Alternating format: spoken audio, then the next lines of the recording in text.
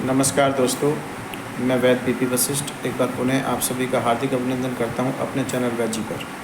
साथियों, जैसा कि हम रोज़ स्वास्थ्य पर चर्चा करते हैं और आपको कुछ ना कुछ अच्छी बातें बताने की कोशिश करते हैं, इस चैनल के माध्यम से मैं आपसे रूबरू होता हूं, रोज़ कुछ ना कुछ बात करता हूं। बहुत सारे ऐसे लोग हैं जो जुड़ना चाहते हैं, रोज़ बात करना चाहते हैं, लेकिन दूरी होने की वजह से वो आ नहीं पाते या उनसे रोज़ संवाद संभव नहीं हो पाता है। फ़ोन पर बहुत सारी बाध्यताएं रहती हैं, कई बार व्यस्त रहने के कारण फ़ोन नहीं उठा पाते या कई बार ऐसे समय में लोग फ़ोन करते हैं जब उस वक्त फ़ोन उठाना संभव नहीं होता है। तो मैं ये वीडियो के माध्यम से आप लोगों से रोज़ मुखातिब होता रहता हूँ कि आपसे कम से कम किस विषय पर चर्चा की जाए और ये समझा जाए कि हम किस प्रकार अपने जीवन को स्वस्थ, सुखी और संपन्न बना सकते हैं। जैसा कि आप सभी जानते हैं, हम रोज़ स्वास्थ्य पर चर्चा करते हैं, जिसका शीर्षक हमने रखा है आओ स्वास्थ्य पर चर्चा करें। इसके रोज़ एक नया एपिसोड आपको हम प्रेषित करते हैं। आज 32वां एपिसोड है।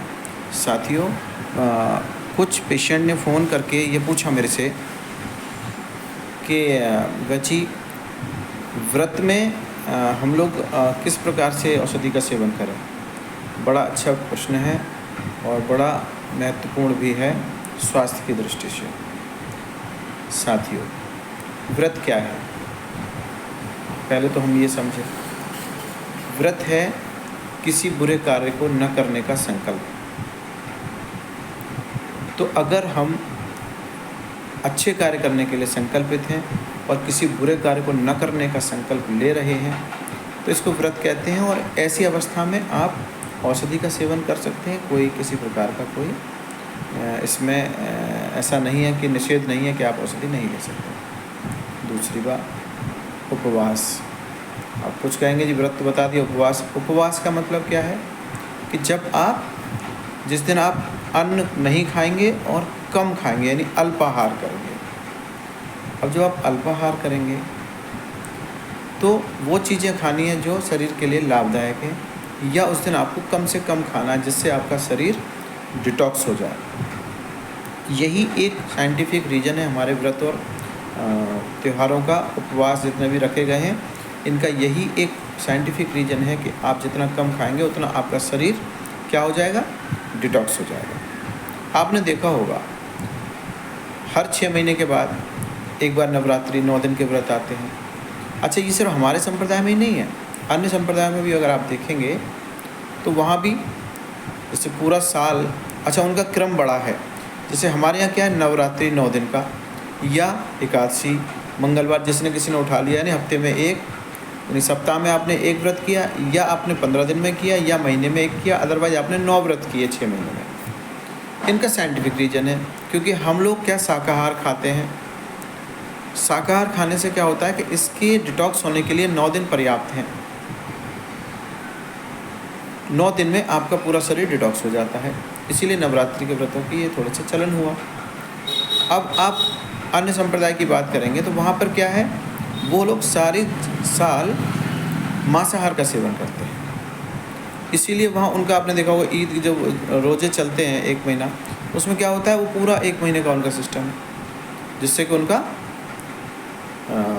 सारा रोज़े का उनका जो शरीर डिटॉक्स हो जाए उसके लिए समय चाहिए। तो व्रत, उपवास और इन सब को करने के दौरान आप औषधि ले सकते हैं। इसमें कोई ऐसा विधान नहीं है, शास्त्रों में कहीं नहीं लिखा कि औषधि लेने से आपका कोई व्रत या उपवास भंग हो जाएगा। नमक ना खाना या मीठे पर उपवास रहना, ये थोड़ा मेरी समझ से परे है। इस शरीर को कई सारे खनिज, कई सारे लवणों की आवश्यकता होती है, और अगर हम उनको नहीं लेते हैं तो इसमें कहीं ना कहीं दुर्बलता या कहीं ना कहीं विकार उत्पन्न हो जाते हैं। जब आपने व्रत रखा है, आप उस दिन कोई भी औषधि ले सकते हैं। और दूसरी बात एक और बता दूं, बच्चे, बुजुर्ग और गर्भवती महिला, इनके और बीमार व्यक्ति, इनके लिए कोई भी विधान नहीं है किसी शास्त्र में कि ये नहीं खा सकते, वो नहीं खा सकते, या तब खाएंगे तब खाएंगे। औषधि के लिए कोई विधान नहीं है। आप किसी भी समय औषधि ले सकते हैं, जो आपको अच्छा लगता है वो खा सकते हैं। इनके ऊपर व्रत का, उपवास का कोई नियम लागू नहीं होता और ना ही करना चाहिए। अगर कोई व्यक्ति, कोई महिला गर्भावस्था की अवस्था में व्रत त्योहार तीज करती है, तो क्या होगा उससे? बच्चे पर जो पोषण जाना चाहिए वो नहीं जाएगा और कुप्रभाव पड़ेगा, दुष्प्रभाव पड़ेगा। ऐसे ही बुजुर्ग जो उनका शरीर क्षीण हो चुका है, वो क्षीण अवस्था में अगर उपवास या व्रत करेंगे और अधिक कमजोरी आएगी, इसीलिए उनके लिए भी उपवास व्रत के नियम नहीं बताए गए हैं। इसी प्रकार बच्चों में, क्योंकि उनका शरीर बढ़ रहा होता है, तो बढ़ते हुए शरीर में भी इस प्रकार के नियमों का कोई लागू नहीं होता है। तो साथियों, आप ये मन से अपने भ्रम निकाल दें कि व्रत है, उपवास है, हम ये नहीं खाएंगे, वो नहीं खाएंगे।